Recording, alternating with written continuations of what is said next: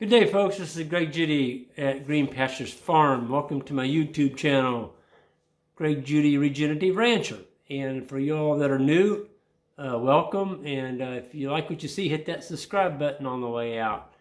Today's topic that we're going to be talking about is the proper methods of getting started if you are going to be looking at maybe doing some type of regenerative agriculture with animals and land.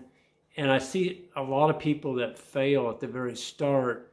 It's because they didn't have a plan. They didn't write down any goals. They just, you can go to the bank and get some money and go buy a piece of ground and get an operating loan, and you're off and running. But it's a little bit more complex than that. And I just wanted to go through some steps that might save you when you get started.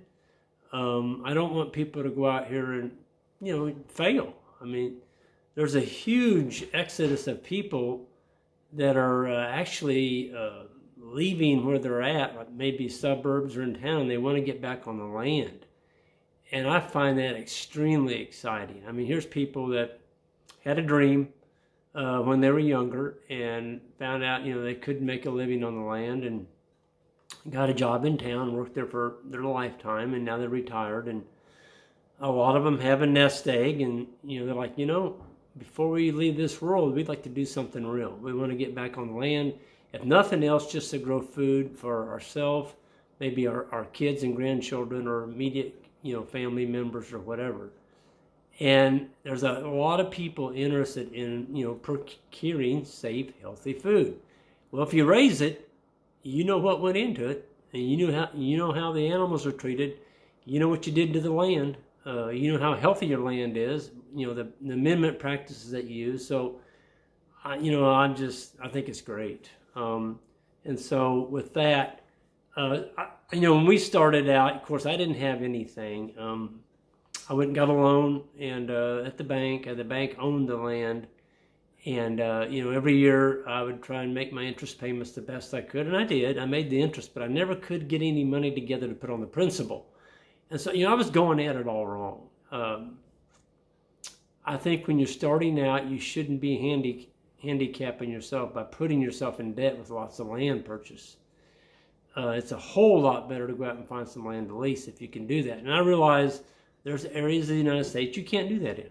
I mean, you just can't. The land's too expensive, but there are sections of the United States, and I'm sure other parts of the world where there is land available. I get emails all the time now from folks that are getting these acreages. It might be 5 acres, 10 acres, 50 acres. I had one guy get, 200 acres, free. Yep, free. And that's because there wasn't anybody doing anything with it. There wasn't any fence on it. There wasn't any water. And they went in there and started doing some of the stuff that we were talking about. And so I think when you start out, it's really important to do this. When you're going to get going, have a to-do list, okay? And then as you have these items, check them off, number your items. I like to use a day timer, which is a small notebook. It fits right in your pocket, and there's all kinds of different notebooks, but have something that you can constantly keep writing in and taking notes. I wouldn't do it on a loose piece of paper, okay? Because this can get lost, can get thrown in the trash. You don't want to do that. You want something that's with you all the time. And also, learn to value your time. If you are working in town, like I did for many years, and you get a spare moment, whether it's your lunch hour or maybe it's your afternoon break, always have something that you can do to move yourself forward. And so in this whole process of getting out onto the land, getting an operation set up that can support you, and you can make a living off of it and produce healthy food for you and your family, it does take constant, concentration on that single goal.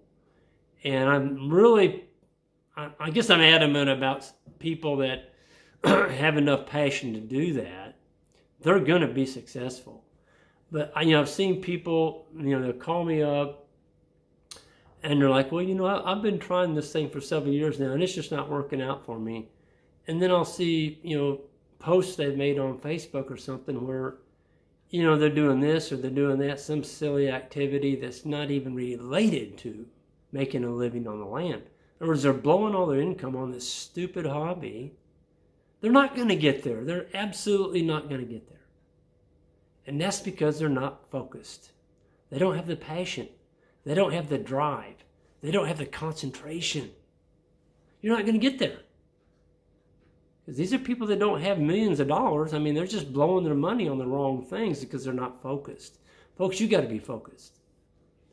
And I'll tell you how focused I was. I mean, I was in the terrible, I've relived the story again, but, everybody probably has heard this. Sorry, I'm going to say it again. I was going through a very rough stretch in my time. I didn't have anything. 6-year divorce. Everything was tied up. The judge had forced us to sell our livestock. And I figured the farm was history. And it wasn't. I saved it. But I saved it by staying focused. I got in such bad shape, I didn't have any money.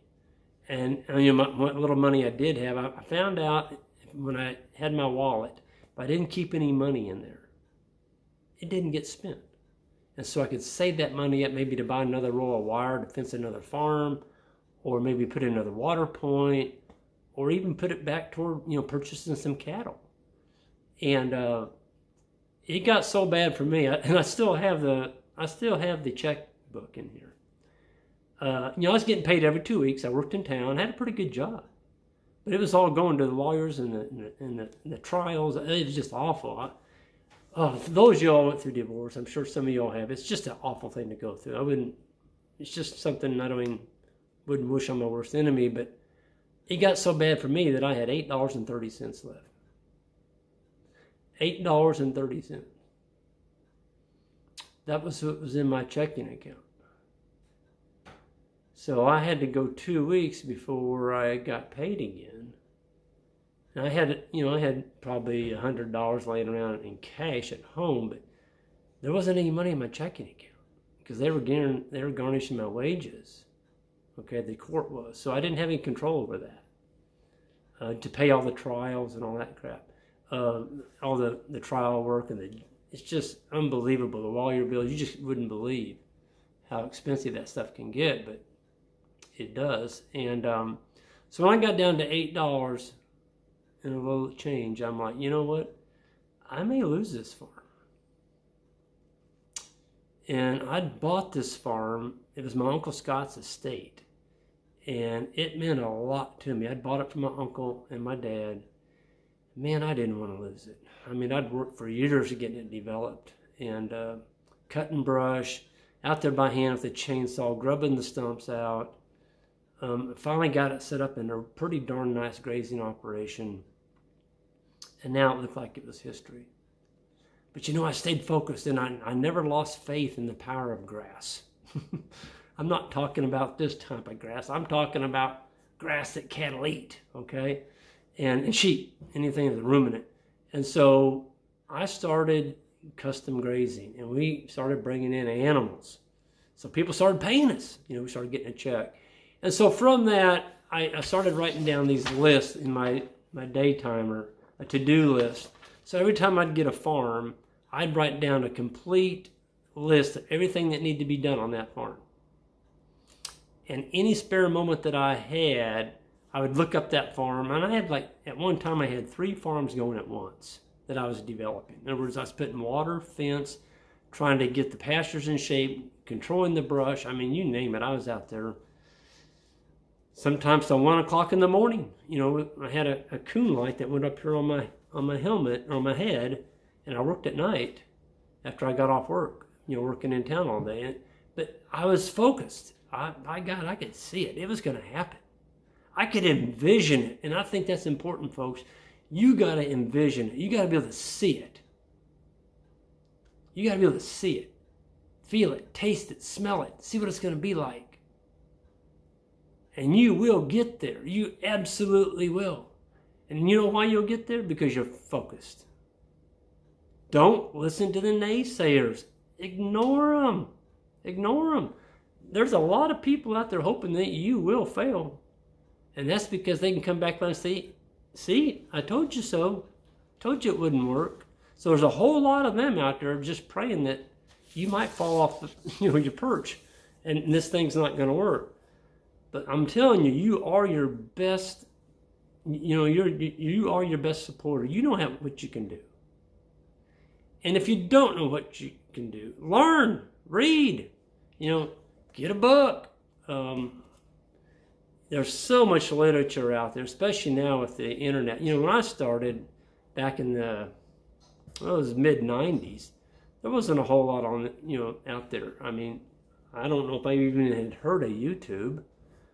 Sure it was going, but I mean, as far as a lot of online resources, they just weren't out there. But today they are, and a lot of that stuff is free, and so you should be taking advantage of that. And I guess one of the things that I would say is, when you get home at night and you're tired from working all day in town, just realize if you can put in an hour, coming up with a plan, or developing your skills, or what I'd do, I'd come home at night when it was dark, and it was a miserable night, and maybe it was snowing or sleeting, or I couldn't work outside. I'd go out in my shop, and I had a heated shop with a wood stove, and I'd fire up that wood stove, and I had hundreds and hundreds and hundreds of fiberglass posts out there that were cut that needed to be painted. And so at night I'd turn on some tunes, get my saws to set up, and I might paint till midnight. And I could paint 400 to 500, 600 posts in one night. And what I did is, over the wintertime, I'd get all these posts ready, so in spring or whenever I wanted to go build a fence, man, I had a good supply of painted posts. Because, I was in the rental business, so I was renting farms. I wanted them to look attractive. So every single post that I put in the ground, I paint them. And of course, we use all fiberglass. But so on a miserable night, I could have easily stayed in the house here, turned on the boob tube, and watched television. Folks, that wouldn't have got me closer to my goal. And so I guess what I'm saying is, every single minute, if you can do just a little bitty thing, it starts to add up, and it starts to make something shaped like this. It's a little mound of progress. And the more you do it, the steeper it gets. And pretty soon you have this mountain of progress. Mountain of progress being, you can go in and give your 2 weeks notice. You're making a full-time living now on your dream, your passion, what you've been working for on the side for, I don't know how many years it took. Doesn't matter. It doesn't matter. It really doesn't. You got there. And that's because you were focused. Folks, every single one of y'all can do exactly what I did. I mean, I worked in town for many, many years, but my goal was to do this full time.